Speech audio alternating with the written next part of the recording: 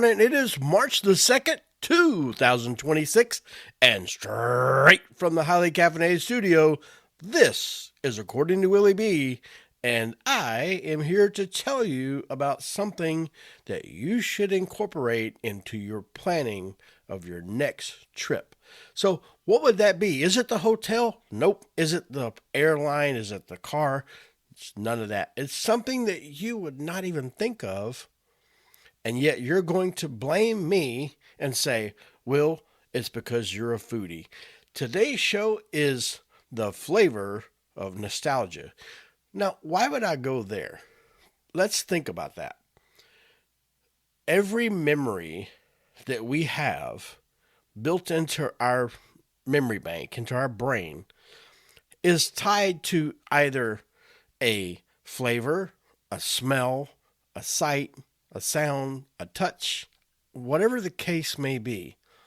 But if you think about the five senses, you pretty much experience that every time you sit down to eat. So why, when you plan your next vacation, would you not plan where you're going to eat? Because it's just as important to immerse yourself in the local culture, the local cuisine, as it is any sites or hotels or whatever the case may be that you're going to visit. It's just as important. Let's dive into it and I'll explain. So there's a flavor that doesn't live on any menu. You can't DoorDash it. You can't Yelp review it. You can't even fully describe it. But the second it hits your tongue, you're not where you are anymore. You're somewhere else. Think about that for a minute. Maybe you're 8 years old at your grandmother's kitchen table. Maybe you're on a beach with sand stuck to your legs and salt in the air. Maybe you're on your first real trip, broke but fearless, eating something that you couldn't even pronounce 5 minutes ago and didn't care to. That is the flavor of nostalgia. So food is the only time machine that we don't question. One bite and boom, you're back to where you were 2 months ago, 2 days ago, 2 years ago, 20 years ago, whatever the case may be. Scientists will tell you smell and taste are directly connected to memory. I'll tell you this. They're connected to, are you ready for this? Feeling. They're connected to feeling. And feeling is what makes travel matter. It's never just about the plate. It's about who you were when you tasted it and where you were when you tasted it. Let me tell you something. Let's think about this. So the first time I had a cheesesteak. Now everybody knows that Philadelphia is big on cheesesteaks. I could not wait to taste one. Now, if I go on the internet and I see all these videos and people saying, hey, you have to go have this cheesesteak or you have to have this cheesesteak and for this reason or that reason, you want to know what roped me in? Downtown Philadelphia in the Reading or the Reading Terminal Market. And there are so many food smells you can't even imagine because that place is just immense with not only food, but just things that will just boggle your mind. But yet here I am, and I am immersed in the story behind DH cheesesteaks. And they're not the Pat's cheesesteaks. They're not the whatever that everybody said. This is the little guy in the back of the corner of the Reading Market. But what made his cheesesteak special? Well, he told me the story of how they slice their meat and where they get their bread and they make their own cheese. And all of these things came together and he had my attention. Now think about this. I'm surrounded by every kind of food that you could possibly want. But I'm there on a mission to try a cheesesteak because I'm in Philadelphia. Well, when you get the story behind that cheesesteak, now you're really hungry for that cheesesteak because the food is the story. The food is going to become that memory. I had that cheesesteak. It's one of the best cheesesteaks I've ever had. Now, if you ask me, hey, Will, how many cheesesteaks have you had in your life? I've had two. I've had one from somewhere here in Texas that was just a chain and it was a cheesesteak. Sure, that sounds good. But I've only had one official, authentic cheesesteak. So how can I make that decision? Because it was the best that I've ever had. Now, when I go back to Philadelphia again, am I going to try another cheesesteak? Absolutely. Because I want something to compare it to. But it's not about finding the best cheesesteak. If you're getting wrapped up in which cheesesteak was better, you're missing the point of what I'm telling you. Because here's the thing. You can get a cheesesteak anywhere. But I remember that cheesesteak because that was the one that I scoped out. That was the one that had the story behind it. That's the one, ladies and gentlemen, that made my memory of the Ready Market solidified. And that's what I'm trying to tell you. That's why food is such an important part of planning your travel. Before you book the hotel, before you book the airline, when you decide where you want to go, that's when you decide where are you going to eat. At least pick out a couple places. Something new to try, something you haven't tried before, something that is only available in that area where you are going. And I promise you, you will not regret it. Here's the thing. Anytime we try something new, it tastes like courage because you ordered it without knowing what it was. And sometimes nostalgia isn't even about faraway places. It's about a diner off the highway. It's a gas station biscuit at 6 a.m. It very well could be. It's a plate of chicken and waffles that make you close your eyes just a second longer than usual. Because suddenly, you're not just eating, you're what? You're remembering. Okay. This is why food and travel will never go out of style. Because we aren't chasing flavors, we're chasing versions of ourselves. The kid who believed in vacations lasted forever, the young adult who thought every trip was life-changing. Because guess what, ladies and gentlemen? It was.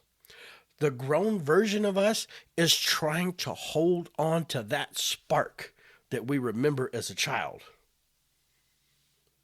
Here's the beautiful part. You do not have to go to a faraway place to taste nostalgia. Sometimes it's in your own hometown. Sometimes it's a new city 30 minutes away. Sometimes it's a dish that you swore you'd never try. But when you find it,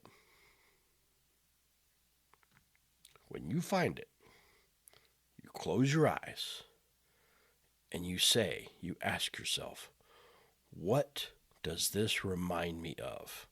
Because somewhere between the first bite and the last, you'll realize something. Travel isn't about a distance. I've told y'all that over and over. It's about emotion. And the best meals, they don't just feed your body, they feed your story. Let me tell you something. I'm going to quote something here. Give me just a second. I want to pull this up. I don't usually go off of notes, but this time I'm going to because I want to make sure that you hear me on what I'm trying to tell you. So there was a gentleman, okay? And his name, I'm trying to find it here, and I made some notes so I wouldn't get it messed up.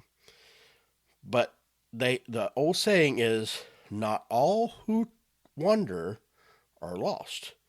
Do you know who that was by? J.R.R. Tolkien. Maybe not all who wander are lost. But those who wander can get lost at times, and that can be one of your best memories that you could ever remember. So there's that. And I wanted to quote, I want to make sure when I quote something or somebody that I get it correct. So that's about the only time I'll ever use notes. And sometimes I get off of a podcast thinking, well, maybe I should have used some notes here because I got off on a rabbit trail. But here's the thing, ladies and gentlemen. The next time you sit down at a table, whether it's across the world or across town, don't just ask, is this good? Ask, will I remember this? Let me tell you something. Let's give you a little side note here because I wanted to make sure that I come with examples when I give y'all off the beat titles like this. So, I've got the trip coming up this fall to the Mediterranean. Do you know how many foods there are in the Mediterranean that are not on my daily to eat list? A lot. And I'm finding the more I do research, that there's even way more than I ever thought possible. Okay? There's things like, what was it? There was a polpette di caluto or something like that. See, I got it written down here. Let me see. All right, I apologize. But I want to get this right. I want to make sure that I do not tell you something that is not correct. All right. So it is, because I wrote it down, polpette di cavallo. You know what that is? Of course not. I didn't either. Or you may. It's horse meat. Yes, horse meat. Just like, you go ride a horse, see a horse in a rodeo, whatever. So that's a delicacy over there in Catania in Sicily. Am I going to try it? Probably. And I know some of you here in the States that are horse lovers are looking at the radio or looking at that speaker right now, and you're thinking, okay, you just lost me.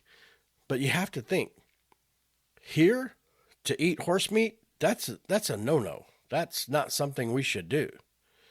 But in that country, in that area, in that region, that is what their culture is. That's what their region is. Here's another thing they have. Octopus. They eat octopus like you would not believe. And they say it tastes like lobster. Now, I've had some lobster, and one of my favorite places to have lobster is in Portland, Oregon, or Portland, Maine, sorry. And I got to tell you, if it tastes anything like lobster, I'm going to love octopus. I don't see me really craving it, but the thing is when I come home from that trip, this is the point that I really want to drive home.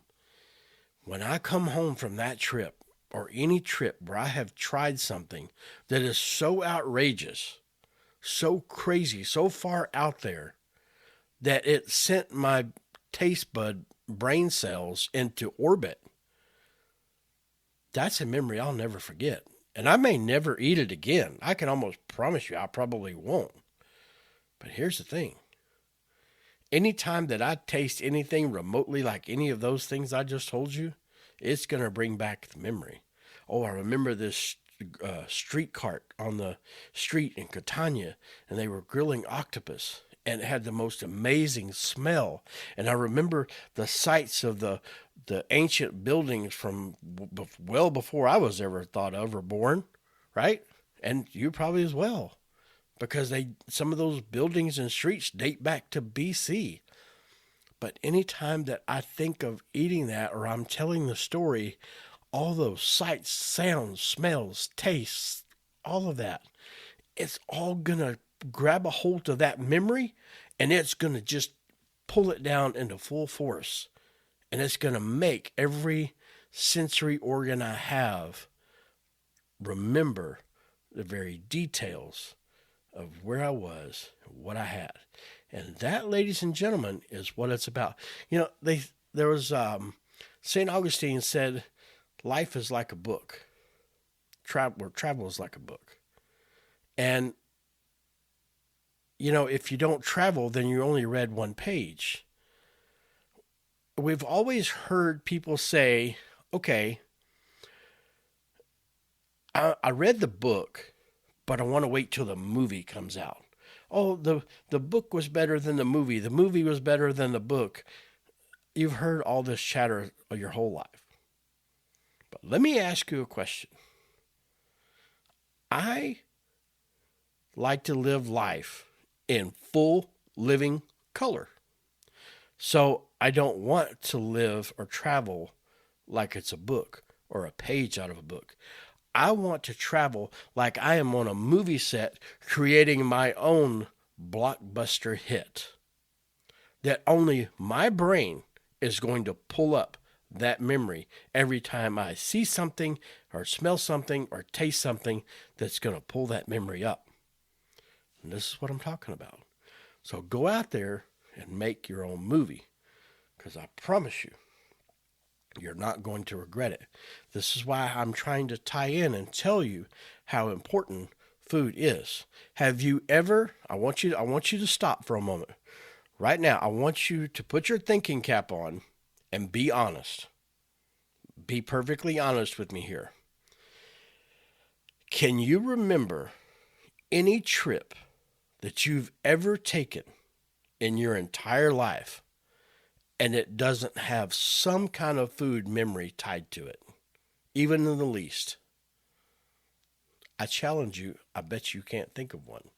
Somehow or another, when you start thinking about, well, no, I've got one, Will, and I've got this memory, and I promise you there was no food involved, and then you're going to keep thinking about it, and you're going to be like, but there was that ice cream cone.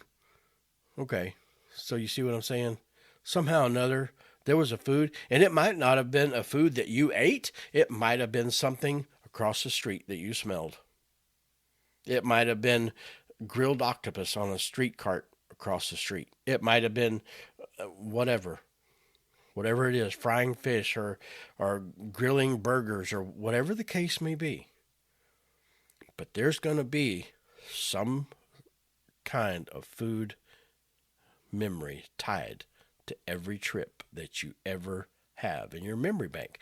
So if that's the case, and if all of our sensory organs, even the scientists tell us, well, we already knew that our taste and smell is tied to food stronger than anything, why would you not make that part of your trip? You're doing all this planning to plan the perfect trip, to get the perfect hotel room, to get the perfect flight so that you can sit where you want to on the flight, the perfect beach resort, the perfect cruise, whatever the case may be.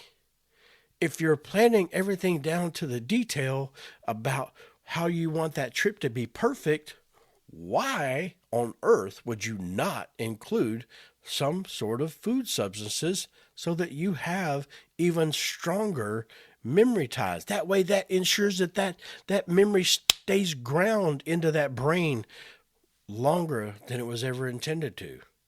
And if you don't believe me, try it. I promise you, I give you my absolute word. If you try this on your next vacation, pick one restaurant, pick one food item, street cart, I don't care what it is. You pick one food item to help tie a memory to. And you tell me that did not come back up in your memory bank. That did not come back up in your discussions when you're telling your friends and family about the amazing trip that you just had. Are we still on the same page? Okay. So here's the thing. I'm going to go back over this. So the next time you sit down at a table, whether it's across the world or across the town, don't just ask yourself, is this good? Ask, will I remember this? And take a look around. When you're tasting that food, take a look around you. What scenery do you have in front of you? Where are you at? Think about the location. And think about the people that you're with. And then say, will I remember this? Because the meals we remember are the ones that remind us who we are. And that is the flavor of nostalgia. And I'm going to leave you with this thought. When you're creating your own movie, when you're creating your own blockbuster movie, just soft smile, look forward and say, lights, camera, go travel. Now, I'm going to tell you, I appreciate each and every one of you listening. I can't wait to talk to you again next week. I will be headed to Texas this week, so I can't wait to come back next week and tell you all about some things that I had in Texas. And yes, you know I'm going to have barbecue. Sorry, North Carolina, I'm going to have barbecue. And I'm going to have fajitas and tamales and anything else that is just Texas grown, Texas made, and just, the whole 9 yards. But I come back and maybe I have some new secret things to tell you about Texas. I lived there my whole life. I don't know what secrets I could find, but you know what? You never know about Willie B, because I promise you, I'm always looking around the corner for something that's going to create a memory, because it's not about the location. It's not about the distance and the miles. It's about the memory that we make. Go make your memories. Lights, camera, go travel. Don't forget to caffeinate and conquer. And I'll see you right here again next week, right behind this big old mic. Y'all have a great day. Bye-bye.